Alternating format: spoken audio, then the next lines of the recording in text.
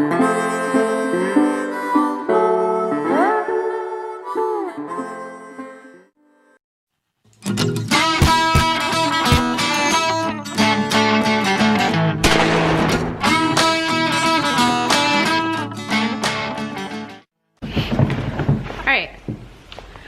would just like to point out that Eric has no idea what I just did with that side-by-side this morning.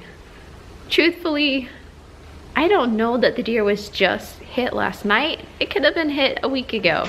I really don't know. But that's what makes it exciting. So I am gonna quickly get this deer out of the side-by-side before Eric comes home. What are you doing, cat? Get out of there, get out of there. Hopefully he won't find it tonight because I'm really hoping to get this video posted before he finds out what I did.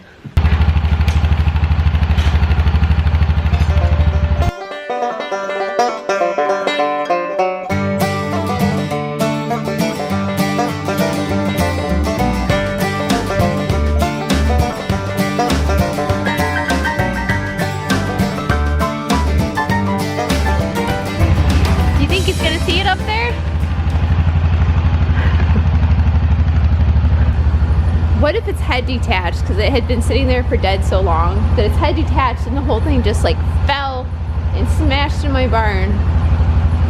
That would be bad. I don't think it will, but anyway, I need to get going on feeding these critters. He, or she, I think it's a she actually, will get worked on tomorrow. And as always, don't forget to click like and subscribe. And click that little bell next to the subscribe button. So that way, when I release all of my crazy new videos, you'll know right away. Alright, so I know first off what you're gonna say. Why the heck did you hang the deer by the neck? And in hindsight, I really think I should have hung him by the back legs. But for some reason I thought the head was a better option for being able to cut it stuff. Unfortunately, you can see what happened is his whole butt swelled up because all the blood's dripping down into his butt. I thought it was frozen because it was so cold. But based on the amount of blood on that tote right there, it wasn't frozen.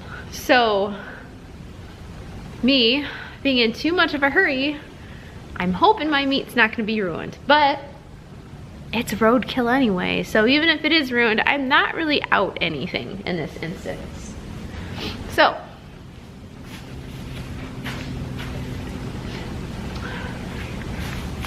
I have my handy gloves. Now, these don't necessarily work great for venison because they get pretty slippery, but they do keep my fingers warm, at least warmer, and I cannot handle cold meat. Nope, can't do it. So, let's go. I have to derobe the deer first. Woo! I think I need a bucket. You know what? Anytime I do this on a deer we shoot, it does nothing.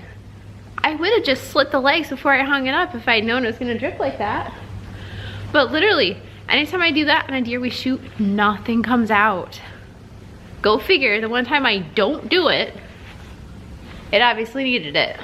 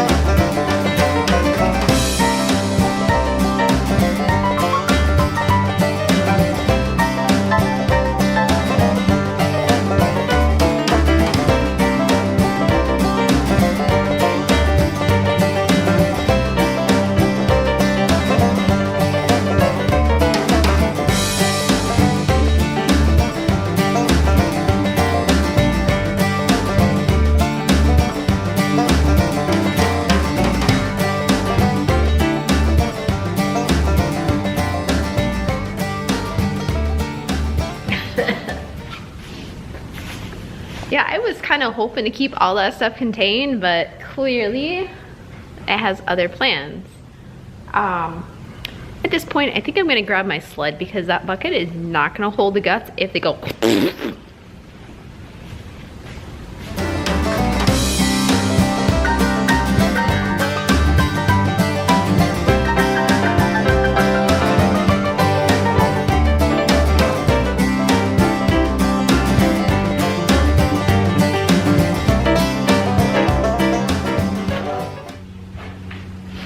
Alright, the moment of truth. I'm gonna try and pull this hide off and hope that I don't pull all those guts out with it. Hopefully. Now I have done like 15 deer in my lifetime pulling the hides off from them, but that doesn't mean I'm an expert by any shape or form. This is how I get it off. I know there are other ways, like sticking a rock in there and working it around. I know that's how the Indians did it. I've heard of people taking a quad and tying it to the end of the deer hide and just pulling it off that way. But I am gonna tan this hide, so I don't want it torn to pieces. It's not just ripping it off and throwing it away. It's carefully pulling it off, making sure that I don't pull the deer apart with it.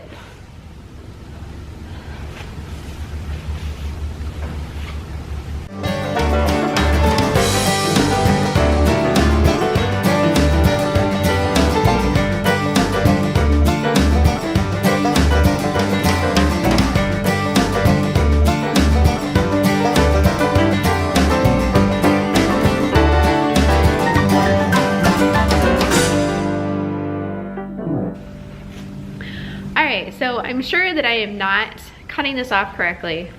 I mean, for those of you who are professional taxidermists, feel free to comment and send me a direct message if you do professional taxidermy, specifically brain tanning, because this will be brain tanned eventually. And I'd be more than happy to talk about methods on brain tanning and the ins and outs and techniques. Great. So when I started pulling it, the meat was actually coming off with it. It's a younger deer. Sometimes I've had that happen before. So that's why I had to kind of cut it away, because I don't want to pull all the meat off with the deer and any guts and whatever. So I'm gonna get busy.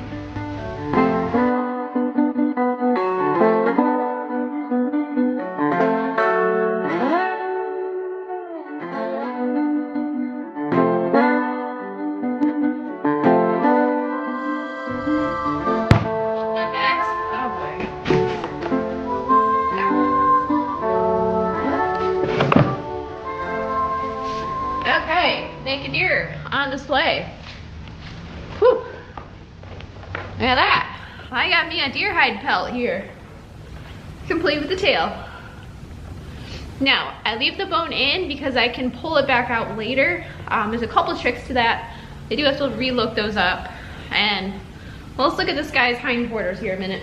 I'm gonna roll this up quick. For those of you who would like to try your hand at harvesting roadkill deer, here's how you take care of your hide. You're gonna fold it leg to leg. Let's see if I can set this up over here. Leg to leg, and then you're gonna roll it up from there. So you start with the head, roll your way back. Ready? We got some crap in here. And there you go. Here's your deer hide rug. And no, you cannot leave him like that, because the meat and tissue that is still on the deer will cause the hair to fall out. Now, if you're gonna make buckskin, not a big deal, leave it on. But I'll show you that later. All right, let's work on these hindquarters here. First glance, looking at this hindquarter here, it looks really good. This part obviously looks a little bloody, but we're not gonna take that part anyway. The best part on a deer, you have the back straps right here, but you can't see that high. They run up the length of the spine. You also have the tenderloins, which are inside his stomach, on the back end of his rib cage, and then you have his hindquarters.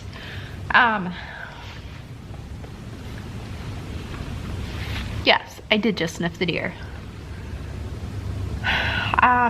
I think it'll honestly be okay. Doesn't smell terrible.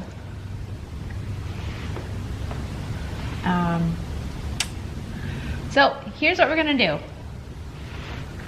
We are going to debone his back legs. Now, I've never done it on a standing deer. Usually I do it by cutting the leg off.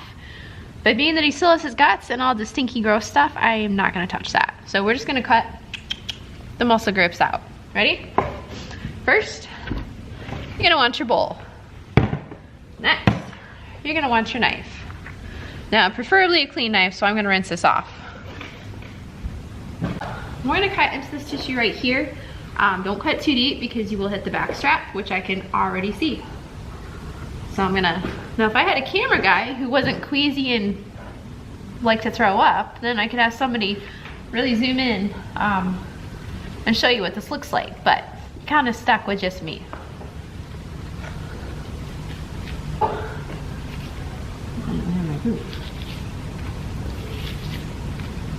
Actually, roadkill deer is the perfect deer for you to practice your deer processing skills because you're not out anything if you mess it up. Oh yeah, man, he got some major damage up here. I mean, his whole spine just like split, just shattered. Like his spine actually stops right here and this whole section down here is gone. You know, I don't get why vegetarians are so against hunters. I mean, cars kill probably almost as many deer as hunters do, and they're just left for dead to sit there and rot. I mean, hunters actually take the meat and they eat it and they feed their families. So our goal is just to be able to separate it off, then we'll bring it in the house and then see if it's any good to eat. So right now I'm just gonna try and pull this out as much as possible. I'm gonna cut up into here.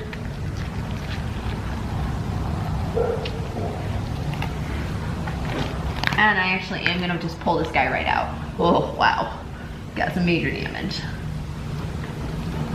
I don't normally like to pull them because you lose meat that way, but this guy is obviously seen better days. Much better days.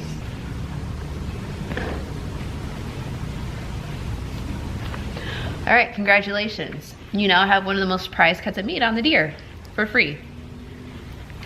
There's a little bit of blood in it, so I'll take it in and look at it a little bit closer. But for now, it's going in my bowl. Other side.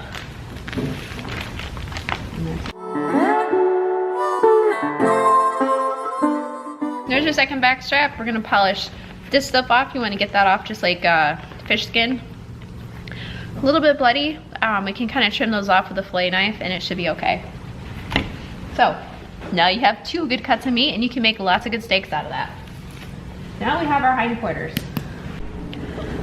All right, so I know what you're all thinking.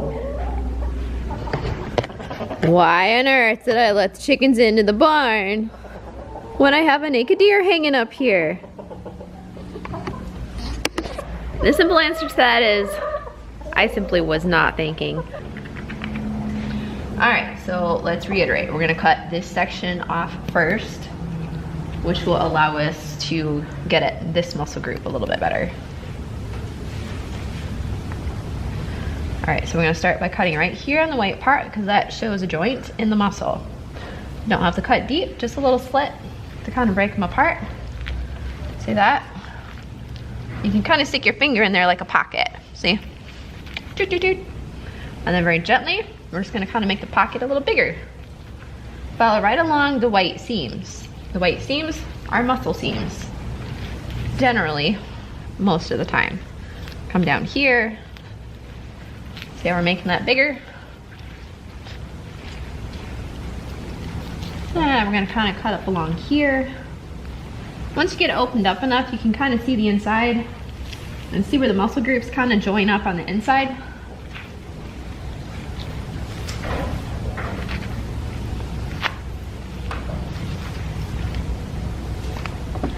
I am seeing a little bit more damage on this guy, on this side. So it's worth keeping in mind. And then we're gonna cut along the back seam here. Now I know there's gonna be people who will say, well, that's not the way to cut the deer up. Well, I've researched many different videos on cutting deer up, and there are as many ways to cut a deer up as there are people cutting them. So ultimately, don't freak out if you don't think you're doing it right. The way you cut up the deer is the way you feel most comfortable, all right? So if you wanna just cut the whole thing up and hack them into hamburger, that's your call. Or you can come up into whatever you think looks good. So, I know I'm gonna get an argument back on that one. Okay, this one definitely looks like he's got some damage. This is the side he was hit on. You can see all the blood clots in here. I'm just gonna kind of cut along the seam right there. Okay. So you can see the blood pooling up right there. That's the stuff you're gonna wanna cut off. This is the side he had a lot of damage on, or she, I guess. See all this right here? This is all busted up blood vessels. Now, if you shoot a deer, you're gonna get this in the entry wounds. Whether it's a gun or a bow, you're gonna have blood areas. The blood areas you always wanna cut out. Is it gonna kill you? I don't think so, but that's just general protocol. Cut it out, don't need it. All right, so where is our next special muscle group? Do you see it? You're correct. It's right there. So we're gonna go ahead and cut this little guy out. Again, find your seams. There's a seam running right here and up to here. So that's where we're gonna cut. Oh, and first, we're gonna make the cut right here on his knee, because this is where the muscle group ends. And just like your knee, he has a little kneecap on the front, which kind of comes up a little bit. So once you get that, you can kind of start cutting underneath it. Because remember, the bone runs behind it.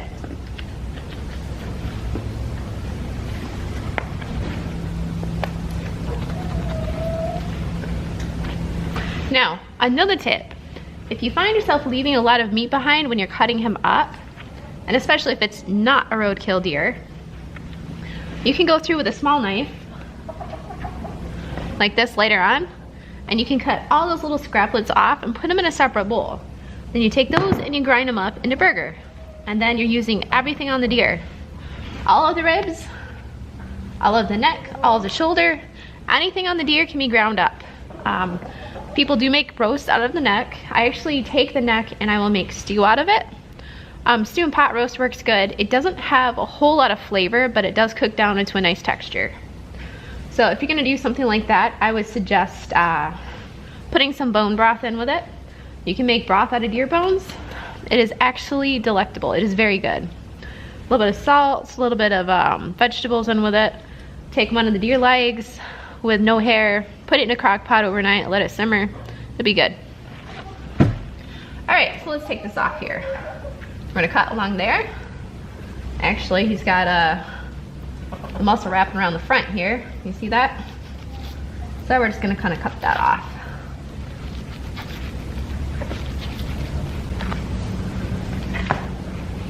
Follow along the bone as best as you can.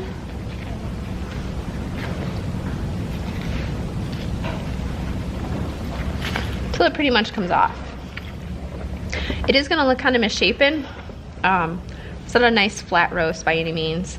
These you can actually cut down further into other cuts of meat. This is too small for me to show you, but this is where I get what's known as my tri-tip out of this. And it's a very small but very good cut of meat in the center of this. All right, so this isn't too bad. It does have a little bit of a foul odor to it, so I don't know. All right, so we took the best cuts of meat out on the steer here. This is about how much we ended up with, this bowl, which is still a lot of meat. And there's probably a good 15 pounds in here of meat. That's a lot of meat. I mean, that's several meals for you and your family that you got from a free deer that would have just rotted on the side of the road. I mean, sure, yeah, the coyotes and the crows might have eaten it, but not always. So it does seem like a waste that you're leaving the rest of this out here. I really, really, really, really hate looking at this. I'm the type of person that scraps every single piece of meat off a deer and then throws nothing but bones outside. This just seems really sad to me. But the bright side is I can throw this outside and use it as coyote bait. And then dig a big hole and bury it when I'm done. So I hope you found this to be informative, albeit a bit gross. I apologize for the grossness factor. But you know what? That's kind of how farm life and country life is. You just, you know, make use of what you have and what you find. And really, you just don't know what I'm going to be posting next. Alright, let me be clear. I am not advocating the use of eating roadkill, but if you choose to do so, and it's a roadkill deer, this is how you could possibly do it. At the very least, it's a tutorial on what to kind of do with a deer if you get one. Until next time, guys, take care.